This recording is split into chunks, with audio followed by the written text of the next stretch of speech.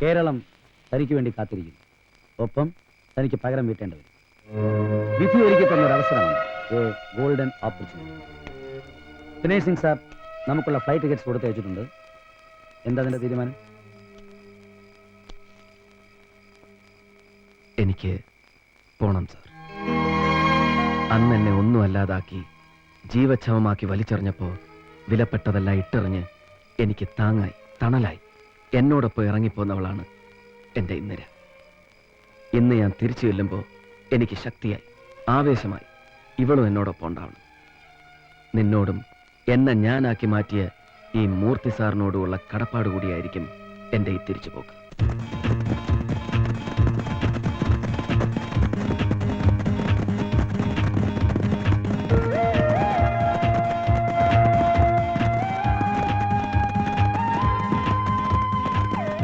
Hello, veterinary doctor രാജഗോപാലിന്റെ വീടല്ലേ?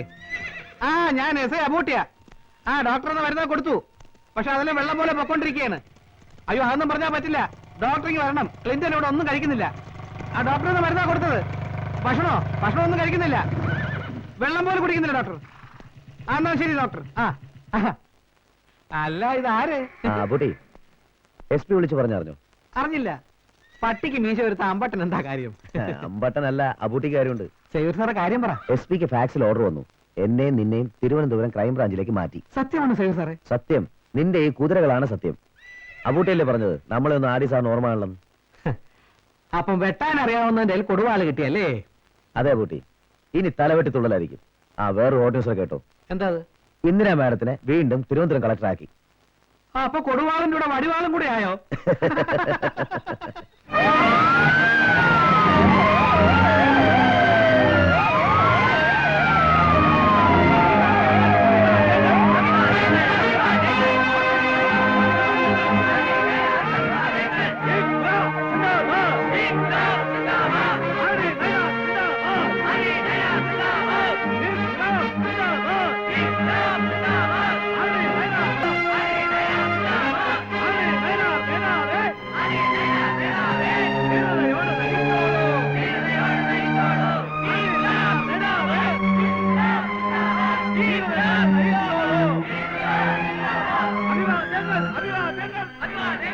ലാൽ സലാം സഖാ.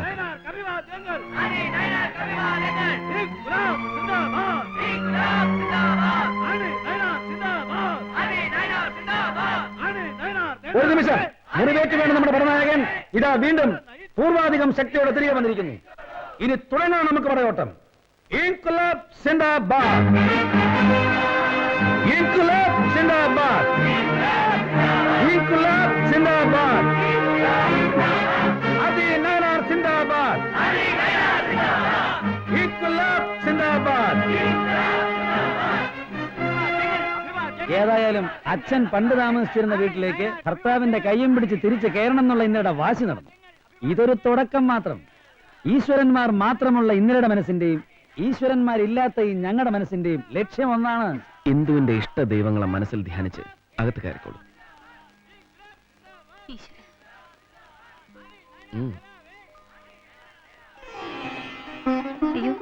വലതുകാലം വെച്ച് കയറണമായിരുന്നു. തല്ലി ഒടിച്ച വലതിന്റെ ഐശ്വര്യം കൂടി ഇപ്പൊ ഇടതിനാടും. കീഴടക്കി മുന്നേറാൻ ഈ ഇടത് തന്നെ ധാരാളം.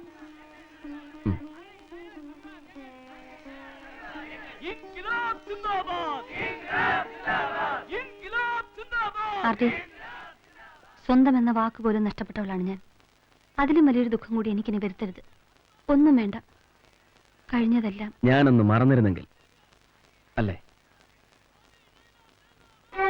ഇല്ല ഇന്നരെ, നീ വിളിക്കുന്ന ഒരു ഈശ്വരനും കഴിയില്ല അവന്റെ മുഖം എന്റെ മനസ്സിൽ നിന്ന് മായ്ച്ചു കളയാൻ.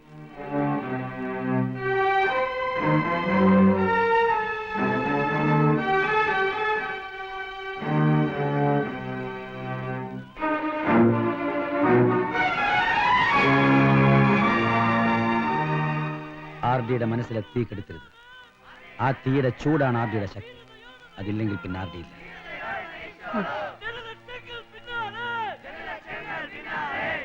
ആ ആവേശം കേൾക്കുന്നില്ല.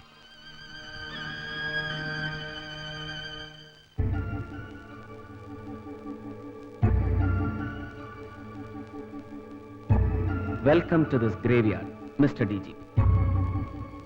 അസിസ്റ്റന്റ് കമ്മീഷണർ ആയിരിക്കുമ്പോൾ കണ്ടതാ ഞാൻ ഈ തിരുമുഖം. പിന്നെ ഈ ദർശനത്തിന് ഇത്രയും കാലം കാത്തിരിക്കേണ്ടി വന്നു. ഒരുപാട് താമസിച്ചുപോയി എന്നറിയാം.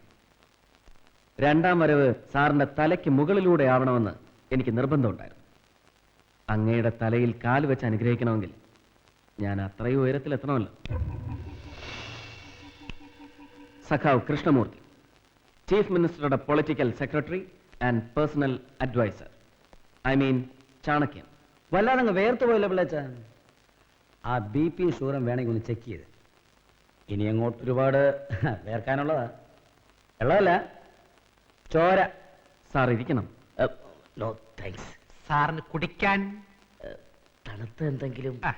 DGPക്ക് തൊണ്ടയൊക്കെ വരണ്ടു തുടങ്ങി അല്ലേ? ആരടി?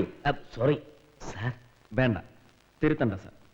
പണ്ട് രഹസ്യമായും പരസ്യമായും എന്നെ വിളിച്ചിട്ടുള്ള തെറികളൊക്കെ തന്നെ വിളിച്ചാൽ മതി.